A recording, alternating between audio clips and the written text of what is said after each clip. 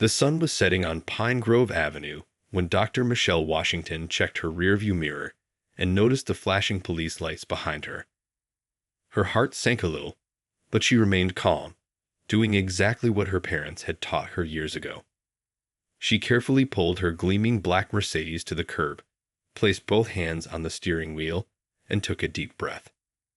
Officer James Barrett watched from his patrol car, eyeing the luxury vehicle with suspicion. It was a newer model, probably worth more than he made in a year, and something about it just didn't sit right with him in this neighborhood. He stepped out of his cruiser, adjusting his belt as he approached, flashlight beam bouncing off the tinted windows, even though there was still plenty of daylight. "License and registration," he demanded, not even bothering with a greeting. His tone was sharp, lacking the professional courtesy he usually extended to other drivers. Michelle reached slowly for her purse, announcing each movement as she'd learned to do. "I'm reaching for my documents now, officer." Her voice was steady, though her heart raced. She could feel his eyes boring into her, judging, assuming. "This your car?" Officer Barrett asked, studying her license with exaggerated scrutiny. His eyebrows raised as he read her address. It was in the city's most expensive neighborhood. "Yes, it is," Michelle replied simply, keeping her voice level despite the familiar sting of the question. She'd been through this before, but it never got easier. "Mind telling me how you afford a car like this?"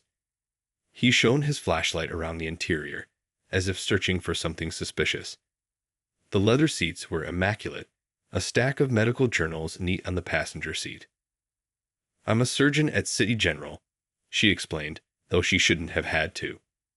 Her hospital ID badge was clearly visible, hanging from the rearview mirror as required for staff parking. Officer Barrett's lip curled slightly. "Right, and I'm the president." He tapped her license against his palm. "Step out of the vehicle, please." Other cars were slowing down now, drivers craning their necks to watch. Michelle felt their stares as she carefully unbuckled her seatbelt. She had just finished a 12-hour shift, saving 2 lives in complex surgeries, and now she was being made to stand on the side of the road like a criminal. "Hands where I can see them," Barrett barked, as if she were a threat and not a tired doctor in surgical scrubs beneath her coat. He called for backup, making a show of it. The embarrassment burned in Michelle's chest as she stood there, watching him circle her car. She thought about all her years of medical school, her residency, the countless lives she'd saved. None of it mattered in this moment. To him, she was just another person who didn't belong in an expensive car. She noticed a young boy watching from a passing car, his face pressed against the window. Their eyes met briefly, and she stood a little straighter. She would handle this with dignity, not just for herself, but for that boy and every other person who might find themselves in her position. As red and blue lights from the backup unit started flashing in the distance, Michelle closed her eyes for a moment. This was supposed to be a simple drive home. Instead, it had become another reminder that some things hadn't changed as much as people liked to believe. But she would get through this, just like she had gotten through everything else in her life, with grace, strength, and an unwavering belief in her own worth. The backup patrol car pulled up with its lights flashing, drawing even more attention to the scene. Dr. Michelle Washington stood perfectly still, watching as curious neighbors peeped through their curtains. The evening air had grown chilly, but she wasn't allowed to reach for her coat in the car. Officer Barrett was now speaking with his colleague, Officer Chen, in hushed tones. They kept glancing her way, and Michelle could read their body language. Barrett was trying to justify the stop, while Chen looked increasingly uncomfortable with the situation. "Ma'am." Officer Chen approached her, his tone notably more professional than Barrett's. "Could you please explain why your car registration shows a different address than your license?" Michelle felt a wave of exhaustion wash over her. "I moved to Oak Hill Gardens 3 months ago. I updated my license right away, but the registration renewal isn't due until next month." She spoke clearly, maintaining her composure even as a group of teenagers slowed their bikes to watch the scene unfold. A house in Oak Hill Gardens. Barrett scoffed, loud enough for everyone to hear. Those houses start at what? 2 million. His tone dripped with disbelief, making his assumptions crystal clear to everyone watching. A silver-haired woman walking her dog crossed to the other side of the street, clutching her purse tighter as she passed. Michelle felt the sting of that small gesture more than Barrett's words. After 15 years as a surgeon, these moments still had the power to wound. I can show you my hospital ID, my medical license, and my property documents, Michelle offered, her voice steady despite the humiliation burning in her chest. They're in my briefcase in the trunk. Would you like me to get them? Stay where you are, Barrett snapped, as if she'd suggested something outrageous. We'll get to that. He was typing something into his patrol car's computer, deliberately taking his time. More cars drove by slowly, their headlights illuminating Michelle's face as dusk settled in. She recognized Mrs. Phillips, a patient whose heart valve she'd repaired just last month, but the woman quickly looked away, apparently not recognizing her doctor in this context. The wind rustled through the trees, carrying the sound of whispers from the small crowd that had gathered. Michelle thought about her mother's words from years ago. You'll have to be twice as good to get half as far. She exceeded that, becoming one of the top surgeons in the state. Yet here she stood, being treated like a suspicious character in her own neighborhood. Officer Chen returned from running additional checks. Dr. Washington, your hospital ID shows you're the head of cardiothoracic surgery at City General. His question carried a note of realization. That's correct, she replied, maintaining her dignity. I just finished operating on 2 patients today. One was a 60-year-old boy with a congenital heart defect. The other was a retired police officer, actually. She met Barrett's eyes as she said this, not with challenge, but with simple truth. The change in Barrett's expression was subtle but noticeable. Something shifted in his demeanor, but instead of apologizing, he gruffly handed back her documents. You should get that registration updated, he muttered, avoiding eye contact. As the officers finally returned to their vehicles, Michelle stood for a moment, collecting herself. The neighbors were still watching, the teenagers still whispering. But she held her head high as she walked back to her car, her heels clicking against the pavement with purpose. She was more than this moment, more than their assumptions, more than the judgments cast upon her by strangers. Sitting in her car, she watched the patrol cars drive away in her rear-view mirror. Her hands trembled slightly as she gripped the steering wheel, but she took deep breaths, just as she did before every surgery. Tomorrow, she would go back to saving lives, regardless of what anyone thought she was capable of.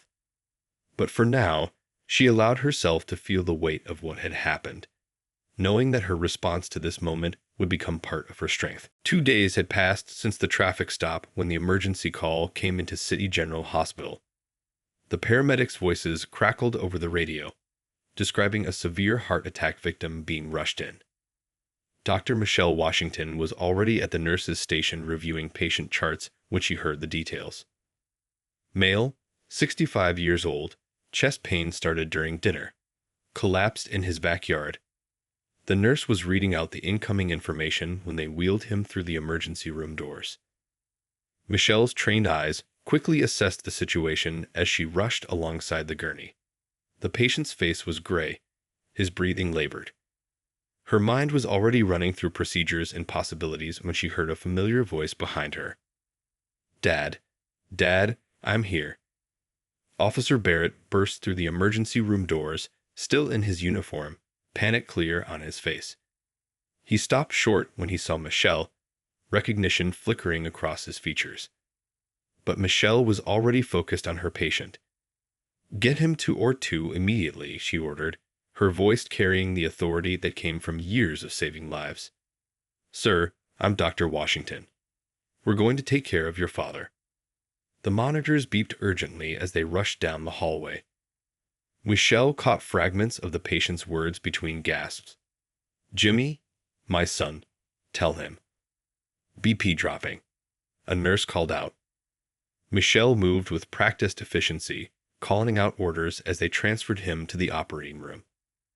Through the doors, she could see Officer Barrett, Jimmy to his father, being held back by a colleague, his face a mask of fear and helplessness. In the OR, Michelle worked with intense focus. Her hands moved with precision as she fought to save her patient's life. The same hands that had gripped her steering wheel in Humiliation 2 days ago now held the tools that could mean the difference between life and death for Officer Barrett's father. "More suction here," she commanded, her voice calm despite the tension in the room. The rhythmic beeping of the heart monitor filled the air as she worked. Every so often, a nurse would wipe the sweat from her brow, but Michelle never took her eyes off her task. Hours passed in the bright, focused world of the operating room. Michelle thought about the man in the waiting room, the officer who had made assumptions about her based on her appearance. Now, his father's heart was literally in her hands. "Starting to close up," she announced finally. The relief in the room was palpable as the vital signs stabilized. Michelle stepped back, flexing her fingers after the intricate work. "Good job, everyone." In the scrub room, she took extra time washing her hands, preparing herself for the conversation to come. She thought about karma, about the strange ways lives intersected, about the power of moments to change people. Walking into the waiting room, she saw Officer Barrett immediately. He was pacing, his uniform wrinkled, his face etched with worry. His fellow officers sat nearby, offering silent support. When he saw her approaching, he froze. "Officer Barrett," Michelle said gently, "your father made it through the surgery successfully." She watched as relief flooded his face, his knees weakening slightly as he sank into a chair. He had a major blockage in his left anterior descending artery, what we sometimes call the widowmaker, she explained, keeping her voice professional yet kind. "We were able to bypass it. He's stable now and being moved to recovery." Barrett looked up at her, his eyes red-rimmed from worry. His mouth opened and closed several times before he managed to speak. "Thank you," he whispered. Thank you." Michelle nodded, maintaining her professional demeanor. "You can see him in about 30 minutes. A nurse will come get you." She turned to leave, then paused. "He's strong. He fought hard in there. Must run in the family." As she walked away, Michelle felt the weight of the moment. In the past 2 days, she had gone from being someone Officer Barrett had deemed suspicious to being the person who saved his father's life. Sometimes, she thought, lessons came in unexpected ways. The hospital chapel was quiet except for the soft hum of the air conditioning. Officer Barrett sat alone in the last row, his police cap resting on his lap. His father was sleeping peacefully in the recovery room, but sleep wouldn't come to him. His mind kept replaying the events of the past few days like a movie he couldn't turn off. He stared at the small cross on the wall, remembering how his father had taught him to treat everyone with respect. "A badge means you serve people," his dad always said. "All people." Those words felt heavy now, sitting in his chest like stones. Through the chapel's small window, he could see medical staff hurrying past. Each time someone in scrubs walked by, he thought of Dr. Washington's face, not as she looked now in the hospital, confident and in command, but how she had looked standing beside her car 2 nights ago. He had made her stand there while people drove past, while neighbors watched. He had treated her like a suspect instead of a person. His phone buzzed. Another message from his fellow officers asking about his dad. News had spread quickly through the department about the emergency surgery. "Best surgeon in the state," one message read. "Your dad's in good hands with Dr. Washington." The same hands he had ordered raised in the air. Barrett pulled up his father's patient information on his phone. There was Dr. Washington's name at the top of the chart. Director of Cardiothoracic Surgery. He Googled her name, and the results made his stomach twist. Awards, research papers, charity work, hundreds of lives saved. All these accomplishments, and he had questioned her right to drive an expensive car. A nurse walked into the chapel, probably looking for a moment of peace during her shift. She nodded at Barrett, then did a double take at his uniform. "Oh, you're Dr. Washington's patient's son," she said warmly. "Your dad's lucky. We all pray she's on duty when our loved ones need surgery. She's amazing." "Yeah," Barrett managed to say. "She is." The nurse's simple praise felt like another weight on his conscience. He thought about his own daughter, just 7 years old, who wanted to be a doctor. What would she think if she had seen how he treated Dr. Washington? What message would it have sent her about her own dreams, her own worth? Standing up, Barrett walked to the chapel's small prayer room.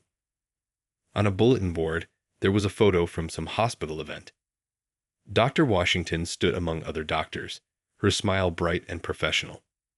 He remembered questioning her credentials, making her prove she belonged in her own car, in her own neighborhood. The sound of wheels squeaking on linoleum drew his attention to the hallway. Through the chapel door's window, he watched as Dr. Washington walked past, checking a tablet as she moved between patients. She looked tired but focused, dedicated to her work even after performing complex surgery for hours. Barrett's radio crackled softly at his hip. His shift was supposed to start in an hour, but his supervisor had already arranged coverage. "Family comes first," the message had said. He wondered if Dr. Washington had anyone fighting for her when she was treated unfairly, or if she had to be strong all by herself. In his pocket, he felt the familiar shape of his badge. For the first time in his career, it felt heavy, like it was asking him questions he didn't want to answer. His father had always said a good cop admits his mistakes. A good man makes them right. Looking at his reflection in the chapel window, Barrett barely recognized himself. Just days ago, he had been so certain, so quick to judge. Now, sitting in the quiet chapel of the hospital where Dr. Washington had saved his father's life, he understood something his police training had never taught him. Sometimes the biggest blindness isn't in your eyes, it's in your mind. Morning rounds brought Dr. Washington to room 412, where Officer Barrett's father was recovering. She paused outside the door, reviewing the overnight notes on her tablet. The numbers looked good, strong vital signs, normal recovery markers. Still, she took a deep breath before entering, professional mask firmly in place. "Good morning, Mr. Barrett," she said warmly, walking to his bedside. The early sunlight streamed through the window, catching the silver in his hair. Officer Barrett sat in the visitor's chair, still in yesterday's uniform, looking like he hadn't slept. "Doctor," the elder Barrett smiled weakly. "My guardian angel." His voice was rough, but getting stronger. The nurses had noted he'd been asking about her, wanting to thank the surgeon who saved his life. Michelle checked his incision site with practiced hands. "Everything's healing beautifully," she assured him. "How's your pain level this morning?" "Scale of 1 to 10. 4, maybe." He glanced at his son. "Jimmy here says I should be honest about the pain, not try to act tough." "Jimmy's right," Michelle replied, making notes in the chart. She could feel Officer Barrett's eyes on her, but she kept her focus professional, clinical. Proper pain management is crucial for recovery. A nurse came in with morning medications, greeting everyone cheerfully. "Dr. Washington, the whole floor is talking about how you handled yesterday's surgery. That tricky bypass, amazing work." Michelle noticed Officer Barrett shift in his chair, probably remembering how he'd handled their previous encounter. But she stayed focused on her patient. "Mr. Barrett, let's have you try sitting up a bit more today. Small steps, but steady progress." As she helped adjust his pillows, the elder Barrett caught her hand. "You know my wife. She passed 5 years ago. She always said angels come in every color. Guess she was right." The room grew quiet. Michelle gently squeezed his hand before returning to her charts. "The physical therapist will be by this afternoon. I want you to walk a little bit, just to the door and back." "Whatever you say, doctor." He looked at his son. Jimmy, you hear that? Doctor's orders. You better listen to this lady. She knows what she's talking about. Michelle caught Officer Barrett's slight flinch at his father's words. The irony wasn't lost on anyone in the room. She finished her notes and headed for the door, maintaining her professional composure. Dr. Washington. Officer Barrett stood up suddenly. Thank you for everything. She paused in the doorway. Just doing my job, Officer Barrett, just like you were doing yours. The words could have been bitter, but she kept them neutral, factual. Throughout the day, she passed the room several times on her rounds. She saw other officers visit, bringing coffee and encouragement. She heard laughter sometimes, saw serious conversations at others. Each time she walked by, Officer Barrett watched her, his face a mix of shame and gratitude. During her evening rounds, she found Mr. Barrett working on his breathing exercises while his son helped him sit up straighter. Looking good, she encouraged. Keep this up, and you'll be our star patient. Already is, said the evening nurse, checking IV lines. Dr. Washington's patients always do well. She's got magic hands. The same hands that had held her license out the car window just days ago. The same hands that had trembled slightly on her steering wheel as she'd driven home that night. Now, they were magic hands that had woven arteries and saved a life. As she left the room that evening, Michelle heard Mr. Barrett say to his son, "Son, that woman, she's something special, isn't she? Real special." She didn't hear Officer Barrett's response, but she didn't need to. Sometimes, she thought, the best lessons in life came not from what we're taught, but from what we learn when life puts us face to face with our own prejudices. As she continued her rounds, she held her head high, just as she had that evening by her car, not out of pride, but out of the quiet dignity that came from knowing exactly who she was, regardless of what anyone else might think. The hospital cafeteria was quiet during the afternoon lull between lunch and dinner. Dr. Washington sat alone at a corner table, her lab coat draped over the chair beside her, finally taking a moment to eat something after a long morning of surgeries. She stirred her soup absently, reviewing patient notes on her phone. Dr. Washington. Officer Barrett's voice was different now, softer, uncertain. May I join you? She looked up, noting how different he appeared from the confident officer who had stopped her car. His uniform was crisp, but his shoulders carried a new weight. She gestured to the empty chair across from her. I brought you some coffee, he said, placing the cup from the good coffee shop down the street in front of her. The nurses mentioned you prefer this to the cafeteria stuff. Thank you, she replied simply, watching as he settled into the chair. His badge caught the fluorescent light, and she noticed his hands fidgeting with his own coffee cup. My dad's doing better, he started. The physical therapist says he's making great progress. He paused, then took a deep breath. But that's not why I'm here. Michelle set down her phone, giving him her full attention. The cafeteria's background noise seemed to fade away as he struggled to find his next words. I've been trying to figure out what to say to you, he continued. Sorry seems. It's not enough. Not for what I did. He looked directly at her now. I humiliated you. I treated you like a criminal. And there's no excuse for that. No, she agreed quietly. There isn't. I keep thinking about my daughter, he said, his voice rough with emotion. She's 7. Wants to be a doctor. And I realize I'm teaching her something every day by my actions. That night, if she'd seen how I treated you. He shook his head. What would that have taught her about her dreams? About who she could become? Michelle took a sip of the coffee he brought. It was exactly how she liked it. The nurses must have told him that too. Your father mentioned your daughter. He showed me her picture. Yeah. Barrett smiled slightly. She's got all these toy doctor tools. Carries them everywhere. His smile faded. You know what she said when I told her you saved her grandpa? She said she wants to be just like you someday. The words hung in the air between them. Michelle thought about her own journey, about all the moments like that traffic stop she'd endured along the way. I was so sure that night, Barrett continued. So certain I knew what I was seeing. A fancy car in that neighborhood. I didn't even consider. He stopped, shaking his head. I didn't want to consider. And that's on me. That's my failure. Do you know what hurts the most in moments like that? Michelle asked, her voice steady. It's not the humiliation. It's not even the unfairness.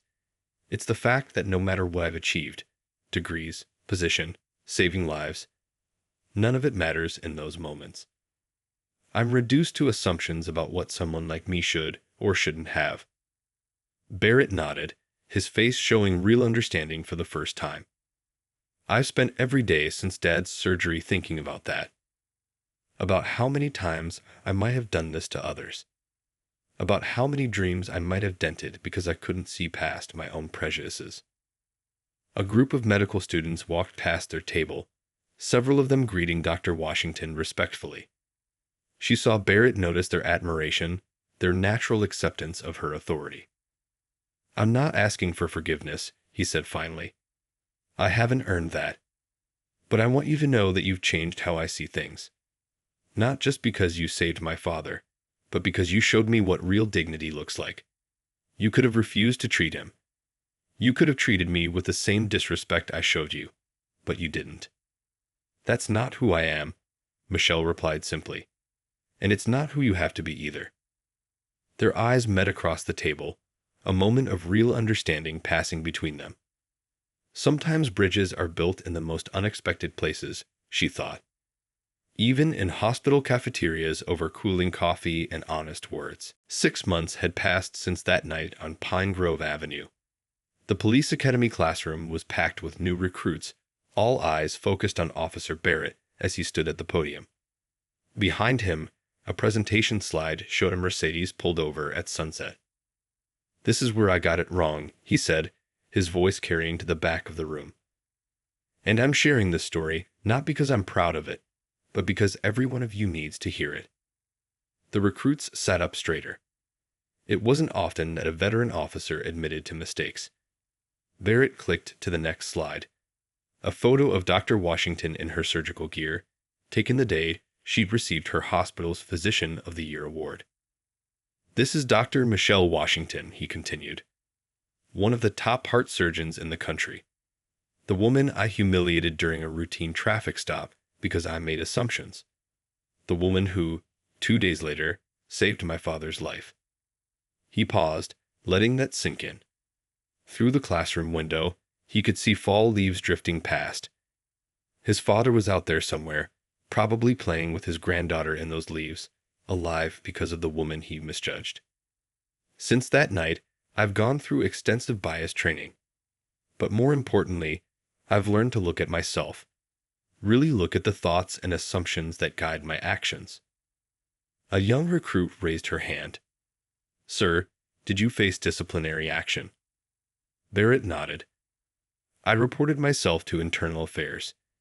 Took a voluntary suspension. But that wasn't the real consequence.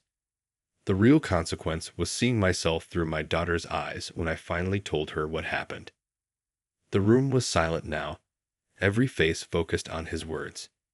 Outside, police sirens wailed in the distance, a reminder of the real-world decisions these recruits would soon face. Dr. Washington and I now work together on the Community Bridge program, he explained, showing slides of community meetings where police and medical professionals came together. She could have held onto anger, could have refused to work with me. Instead, she showed me what real leadership looks like. The next slide showed Barrett's daughter in her toy doctor's coat, sitting beside Dr. Washington at a career day event. This photo was taken last month. My daughter now has a mentor who looks like her dream can come true. But she almost had a father who taught her to doubt herself based on how others might judge her. A student in the back spoke up. What's the main thing you learned, sir? Barrett thought for a moment. That power, whether it's a badge or a medical degree, comes with responsibility. Dr. Washington uses her power to heal, I had to learn to use mine to protect and serve. Really serve, not just the people who look like me or live where I think they should live. After class, Barrett drove to the hospital for the monthly community bridge meeting. He found Dr. Washington in the conference room, reviewing presentation materials with other committee members. She looked up and smiled. A real smile now, not the careful one from those first tense days. "Ready for today's session?" she asked, handing him some handouts. "We've got a full house." "Always ready," he replied, thinking about how far they'd come from that night on Pine Grove Avenue. Together, they'd created a program that brought police officers into hospitals for shadowing days and sent medical staff on ride-alongs. Understanding grew in both directions. As people filed into the room, officers, doctors, nurses, community members, Barrett watched Dr. Washington command the space with natural authority. No one here questioned her right to be in charge. No one doubted her capabilities. His phone buzzed with a text from his daughter. "Good luck at the meeting, Dad.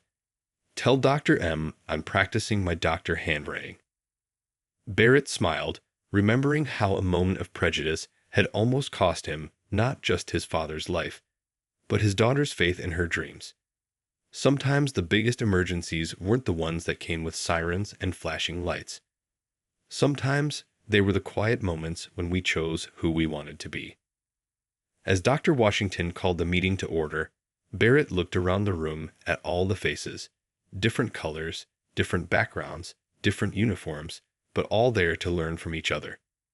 Real change, he discovered, didn't happen in grand gestures. It happened in small moments of choosing to see people differently, of admitting mistakes, of doing the hard work of becoming better.